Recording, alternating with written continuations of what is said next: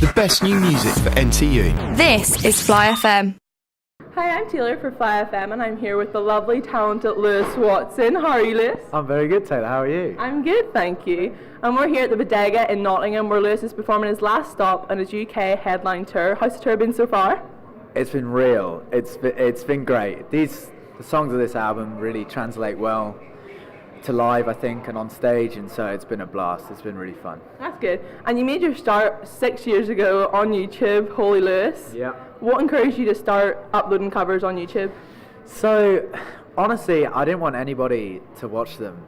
It was basically my way of teaching myself guitar. I spent a lot of time in between my mum's house and my dad's house, and I would upload a video of me playing one of my favourite songs, and then whenever I was next at the guitar, wherever I was, I could watch the video back and say, I need to work on my D major or whatever it may be.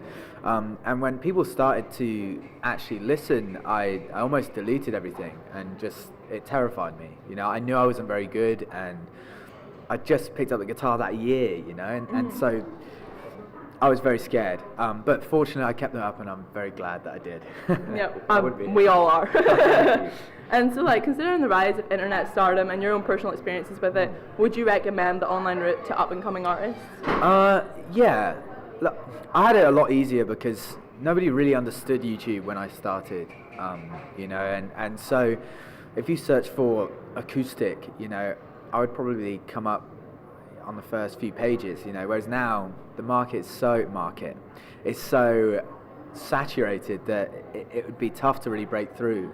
So it's a slog, I was, as well as the YouTube stuff and all social media stuff, I was playing a gig every night in Oxford, and I was really just trying to do as much as I could because I loved doing it, and so it was a real pleasure for me to do that. It's tough, you just got to keep at it, and good music always rises to the top. It could take you a month, it could take you 10 years, but it's something that if you love it, that's okay, and you're fine with that. I am, anyway. And following on from your YouTube, you went on to release 5 very successful EPs, one of which you had the 5-year anniversary of yesterday? Yesterday, yeah. Which one was that again? It's the first one. It's got 4 sad songs on it, by the way. And how does it feel like coming this far and knowing that it's been 5 years since your first EP was released? It's a bit surreal, honestly. As I said, I didn't expect anybody to want to listen to my music, and as you also said, all of those EPs are in the top 10, and so that's something that is nuts to me, and it's something that I'm so grateful for, and I feel so lucky to be able to say that.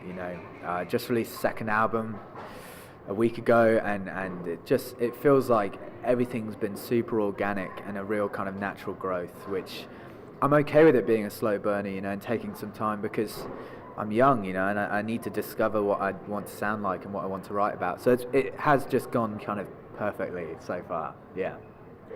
And on your EP, some songs with some friends, there are so many fantastic collaborations like Gabrielle Aplin, Hudson Taylor. Can we see any more collaborations coming up in the future? Well, on this album, I managed to get Lucy Rose on a song, which was massive for me. She's one of my favourite singer-songwriters, and she, we kind of flirted with the idea of her being on another song for one of those EPs, and it just didn't work out. So it was great for me to kind of get her on a song. I love working with other artists. It's something that I really enjoy doing, and so if the opportunity arises, I'll definitely keep doing it, definitely. So Forever was the single you released from your second debut album. Did you draw on past experiences and emotions when writing the lyrics for this song? Yeah, so songwriting for me is a therapy. I never write songs about myself or things that I've gone through or things that I've experienced other people going through, that are close to me. And so yeah, definitely, it's for all of my songs I draw on past experiences and emotions, and yeah, Forever in particular. It's quite an old song, honestly. I wrote that song it was before the album came out, before my debut album came out, so at least 3 years ago now. But yeah, it was just written about, when the honeymoon phase ends in a relationship and you realise that you're not really that compatible with each other, and you're just kind of seeing each other through rose-tinted glasses for a while, and you're like, man, I really wanted this to work, but just not. We're gonna have to move on. And so it's kind of that thing where you're like, I want this to work, but it's not working. What do we do? Kind of thing, But yeah, as I said, all of my songs, come come from within, as it were. And did you take any inspiration from any artists during the writing of Midnight? Definitely. For this album in particular, Bon Iver was a big influence. Bombay Bicycle Club, massive. Death Cab for Cutie, a really big influence. Those three kind of bands and artists in particular were my kind of port of call if ever I was struggling, to write a melody or to think of a sound or to think of how I wanted, to produce a certain thing, and so their influence for this album is unlimited. They were massive for it. So yeah, those three in particular. And you recently partnered with a leading independent label, Cooking Vinyl. Yes. How did you go about making a decision to go with Cooking Vinyl as a label? So originally I actually wanted to release this album independently.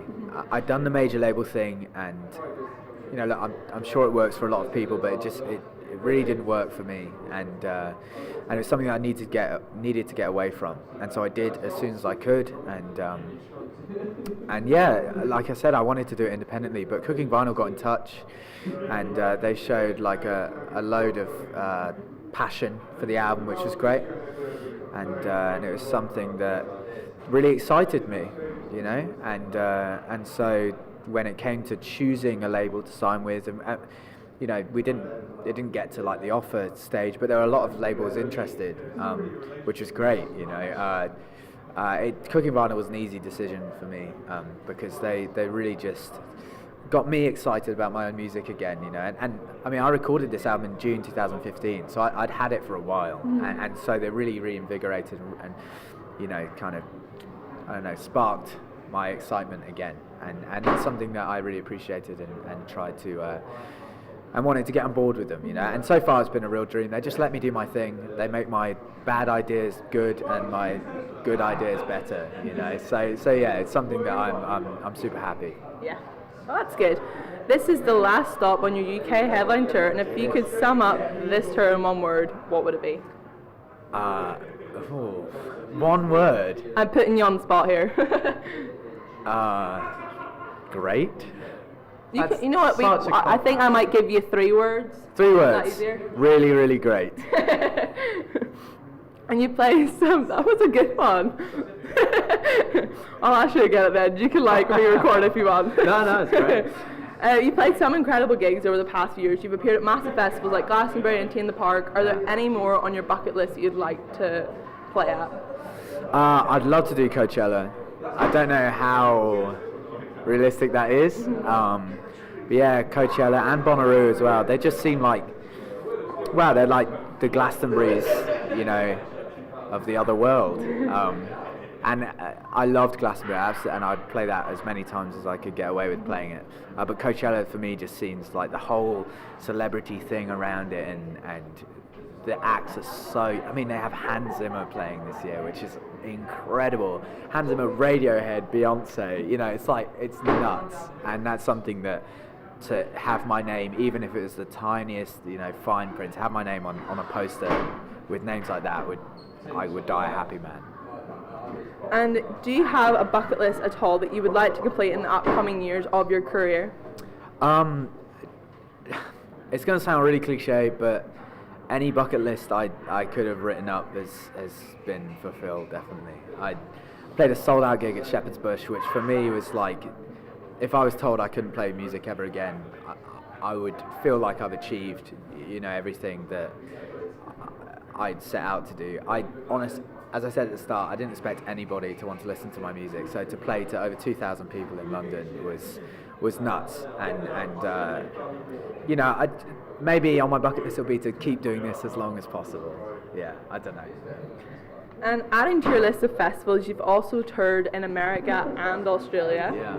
And you're actually heading to America at the start of next month, Yeah. and Australia. Yeah. Is there anywhere on those 2 tours that you're particularly looking forward to performing in? They're both amazing. Australia, I mean, they're so different. I feel like America and Australia really like and nurture singer-songwriters for different reasons. Australia, they have a real homegrown talent there. There's something in the water there that just makes everybody extremely talented from Australia. And America, they have such a large, I don't know, kind of like a pop culture in America that whenever a singer-songwriter does come or breaks through the ranks, they get very excited about it because it's like the root of music again, you know. And I think that for two very different reasons, they're both great places to play. And yeah, in America, playing the Troubadour again in LA is going to be great. It's something I'm super excited about. And in Australia, we've got two dates in Melbourne this time, which is amazing. You know, I love that place, and I get to see my sister now. She lives in Perth, so I haven't seen her for a while, so I get to go and see her. Well, that's great. Well, thank you so much for taking the time to talk to us today. And you can check out Lewis Watson on all social medias, which will be in the link down below. And also check out his new album, Midnight, which is on sale on iTunes. Thank you. Thank you.